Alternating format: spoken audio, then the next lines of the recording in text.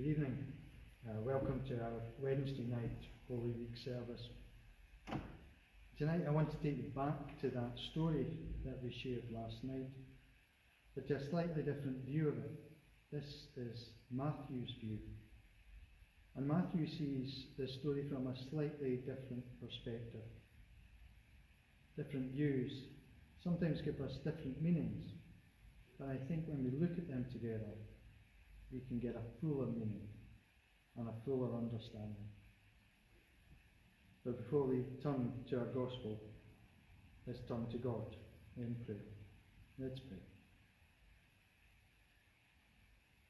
God of heaven and earth, we come once more to offer you our prayers.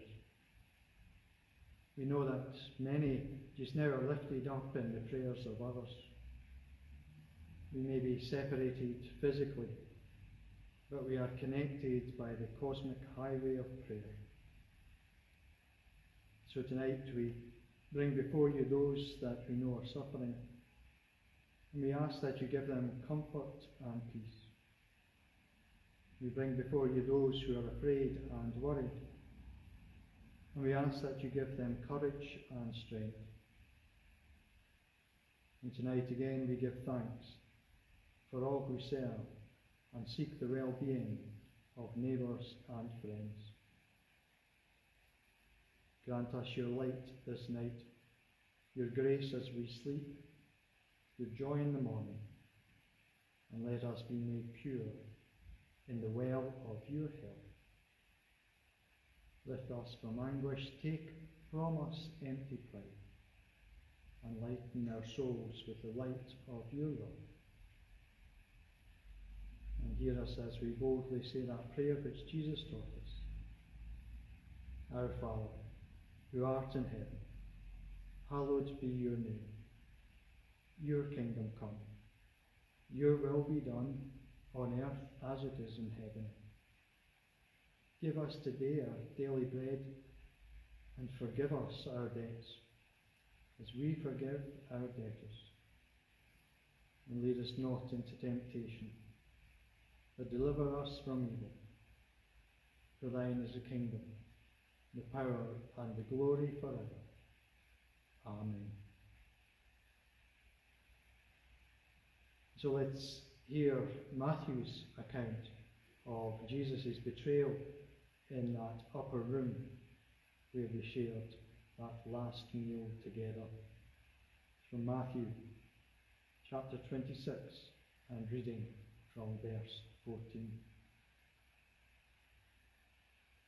Then one of the 12, who was called Judas Iscariot, he went to the chief priests and he said, "What will you give me if I turn Jesus over to you?"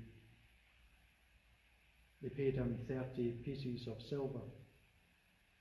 From that time on, he was looking for an opportunity to turn him in.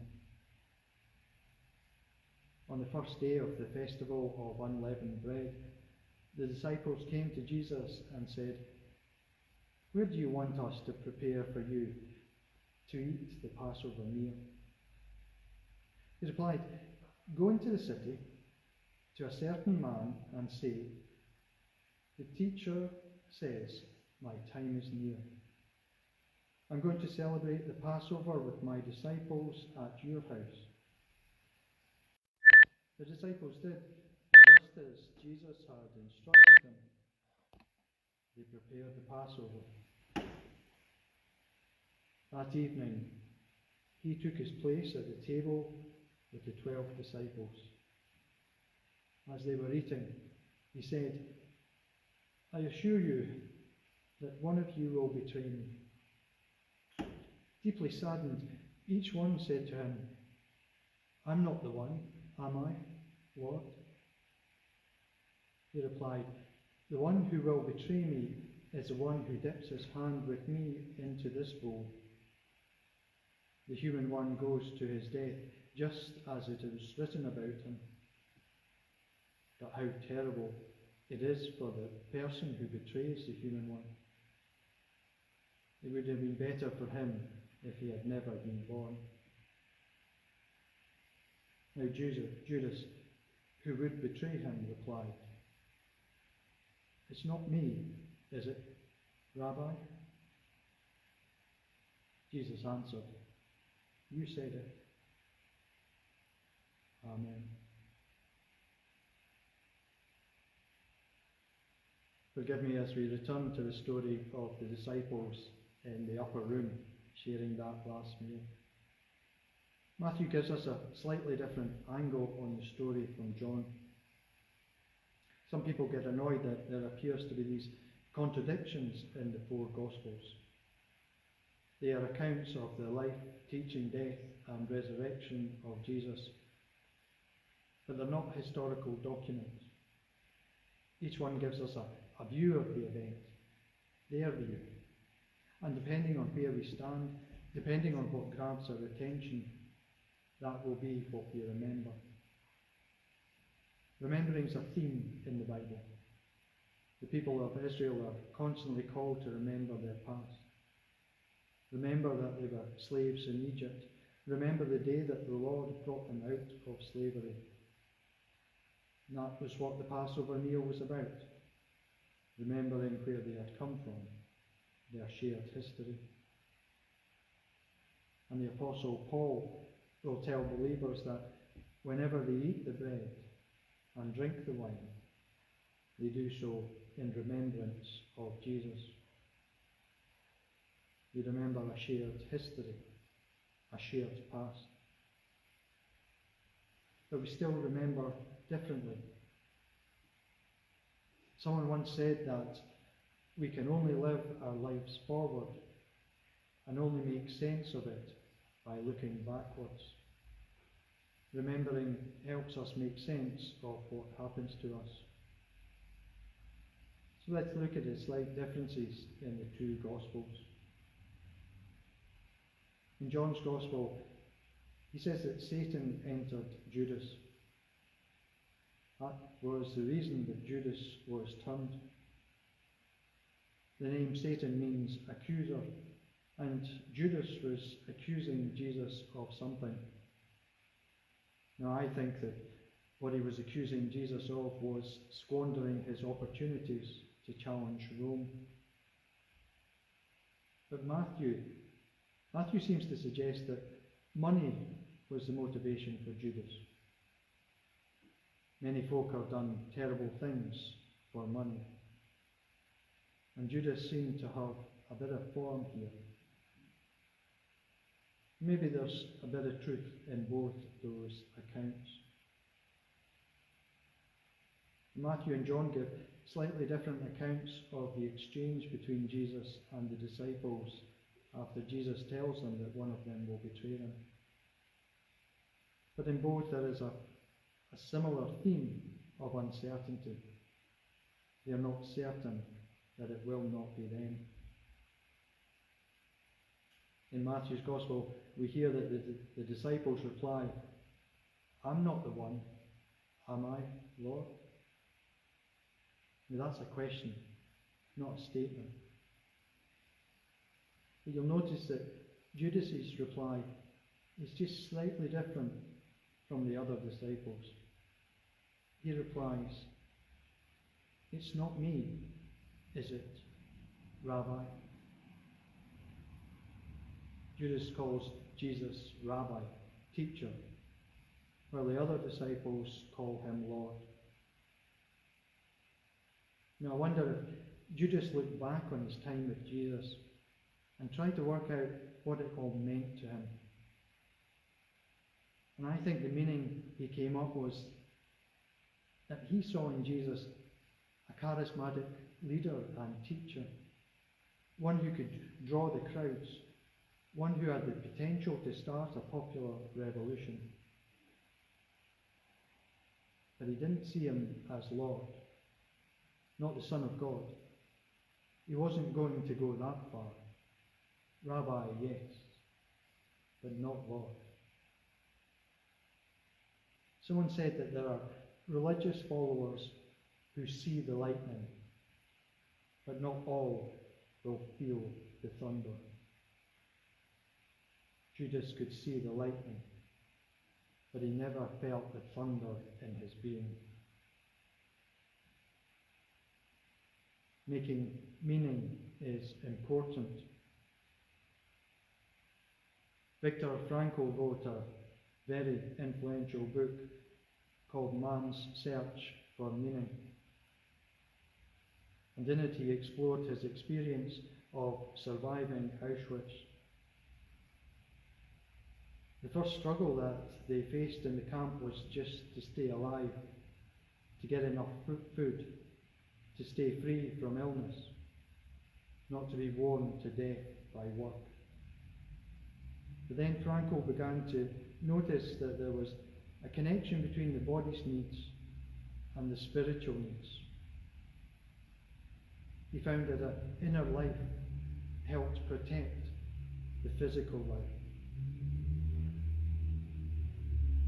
One of the hardest things they had to try and discover was how to make meaning of their existence.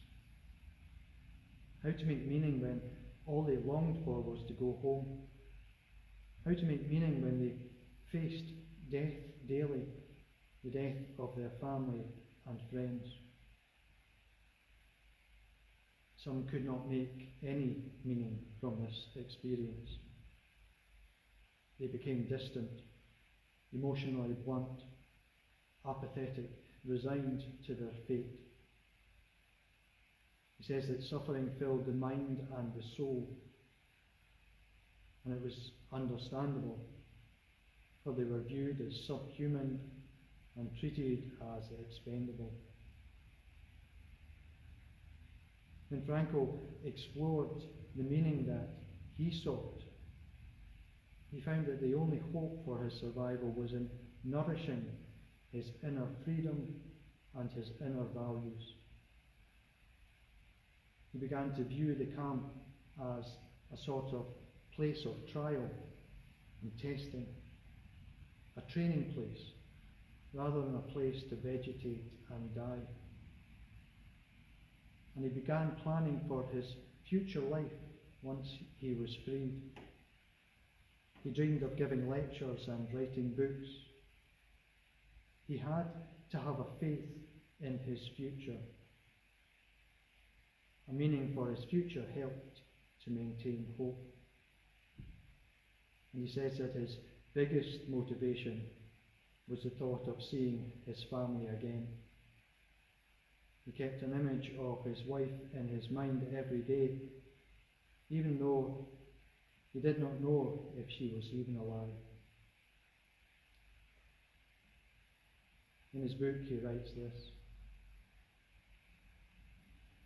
"Then I grasped the meaning of the greatest secret that human poetry and human thought and belief have to impart. The salvation of man is through love and in love. I understood how a man who has nothing left in the world still may know bliss, be it only for a brief moment, in the contemplation of his beloved." Frankl said that making meaning involves resourcing an inner life to help strengthen our resilience. He says it's about the power of love to overcome all struggles. And he says it is about holding on to a faith in the future. He knew that he would have a purpose once freed from the camp. He dreamed of what he would do. Frankl saw the lightning, but he also felt the thunder in his being. Judas did not. Peter would finally feel the thunder in his being. He would see meaning powered by an inner spirit and an inner faith.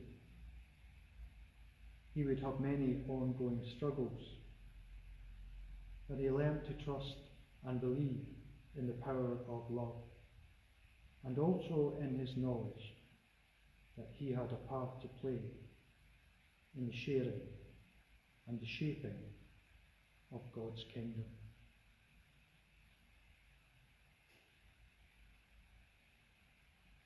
I'd like to use a little prayer come meditation from a little Church of Scotland prayer book, the Word of Life. So let's pray.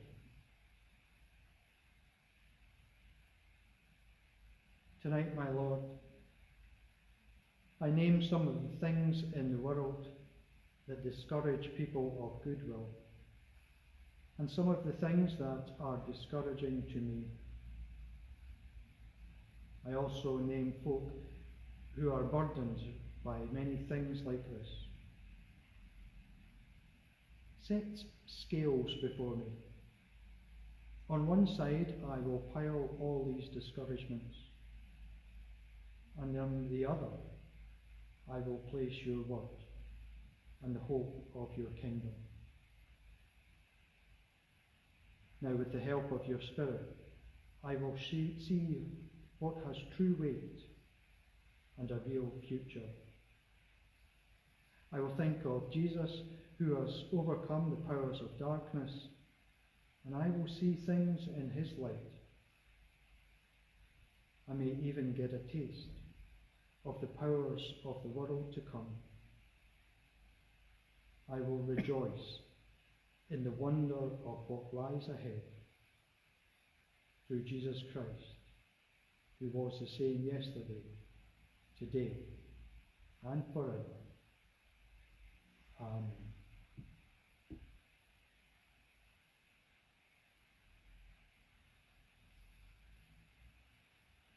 Bless to us, O God, the moon that is above us, the earth that is beneath us, the friends who are around us, your image deep within us, the rest which is before us.